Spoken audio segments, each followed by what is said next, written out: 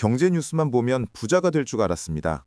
세상 돌아가는 법을 배우고 전문가들이 찍어주는 유망 종목을 공부하면 우리 같은 개미들도 성공할 수 있다고 믿었죠. 하지만 오늘 우리가 마주한 진실은 참혹합니다. 우리가 바이블처럼 믿었던 경제 기사가 사실은 누군가의 주머니를 채우기 위한 미끼였다면 어떨까요? 도둑을 잡으라고 세워둔 파수꾼이 알고 보니 도둑과 한패였다는 이 기막힌 이야기. 지금부터 시작합니다. 여러분, 우리가 매일 아침 마시는 커피 한 잔 값에도 민감한데 수백만 원에서 수천만 원이 걸린 주식 투자는 얼마나 간절하겠습니까? 그런데 대한민국에서 가장 크다는 경제신문사 기자들이 그 간절함을 이용했습니다. 기자가 기사를 쓰기 전에 미리 주식을 사둡니다. 그리고 그 회사에 대해 아주 좋은 기사를 써서 주가를 억지로 끌어올리죠. 아무것도 모르는 우리 같은 사람들은 기사를 보고 와, 이 회사 진짜 대박인가 보다 하며 달려듭니다. 우리가 주식을 사서 주가가 오르면 기자는 미리 사둔 주식을 홀랑 팔아치우고 수억 원의 이득을 챙깁니다. 이걸 주식시장에서는 선행매매라고 부르는데 쉽게 말해 정답지를 미리 보고 시험을 치는 것과 다를 바 없습니다. 정직하게 시험 치는 학생들만 바보가 되는 이 구조, 과연 이들 뿐일까요? 더 충격적인 건 그들의 수법입니다. 회사 내부 시스템에는 아직 올라가지도 않은 특급 정보들을 자기들끼리 미리 공유하며 쇼핑하듯 주식을 샀습니다. 심지어 회사에서 들킬까봐 회사 컴퓨터가 아닌 개인 노트북을 사용하며 보안을 유지하는 치밀함까지 보였죠. 3, 4년 동안 수백 개의 종목을 가지고 이런 장난을 쳤다니 그동안 우리가 기사를 보고 쏟았던 눈물이 대체 얼마일지 상상이 안 갑니다. 이들은 정보의 파수꾼이 아니라 정보의 포식자였습니다. 남들보다 먼저 한다는 그 권력을 오직 자기 배를 불리는 데만 사용한 겁니다. 그런데 이런 파렴치한 행동 뒤에는 더 조직적이고 거대한 그림자가 숨어 있었습니다. 자본금 1,000억 원. 이 어마어마한 돈을 굴리는 작전 세력들이 등장합니다. 이번에는 기자들뿐만이 아닙니다. 병원 원장님, 한의사, 대형 학원 원장 같은 돈 많은 자산가들과 금융사 지점장 같은 전문가들이 한 팀을 짰습니다.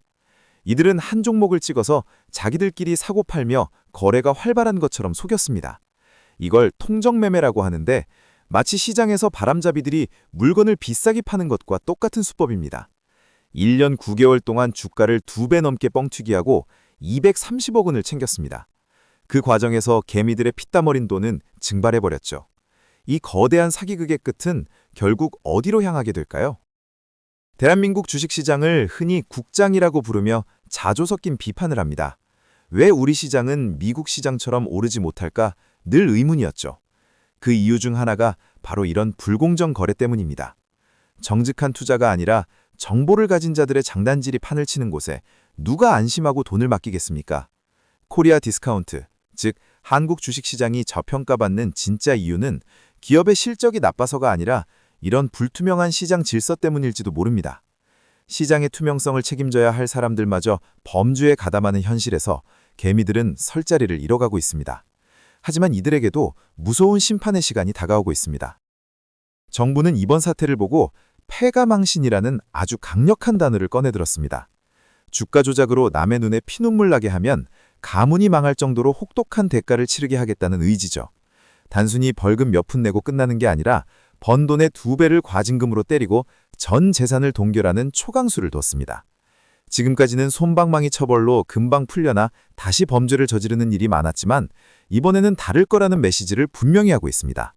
범죄로 얻은 이익보다 잃는 것이 훨씬 크다는 것을 보여주겠다는 선언입니다.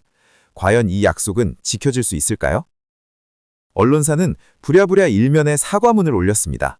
참담하다, 쇄신하겠다, 머리를 숙였죠. 하지만 사람들의 반응은 싸늘합니다. 이미 무너진 신뢰는 종이 한 장의 사과문으로 회복되지 않기 때문입니다. 독자들은 묻습니다. 기자의 양심을 팔아 산 그 화려한 아파트와 자동차가 과연 누구의 돈으로 만들어진 것인지 말입니다. 사과보다는 책임 있는 행동과 처벌이 우선입니다. 시스템의 허점을 핑계대기엔 그들이 저지른 범죄의 무게가 너무 무겁습니다. 이제 우리는 언론이 전달하는 정보조차 의심해야 하는 불행한 시대를 살게 되었습니다. 그렇다면 우리는 무엇을 믿어야 할까요? 결국 믿을 수 있는 건 우리 자신의 안목뿐일까요? 전문가의 추천이나 화려한 기사 뒤에 숨은 의도를 파악하는 능력이 필수인 시대가 되었습니다. 하지만 개인이 감당하기엔 시장의 벽은 너무 높습니다. 이번 사건이 단순히 몇 명의 기자를 처벌하는 것으로 끝나서는 안 되는 이유입니다.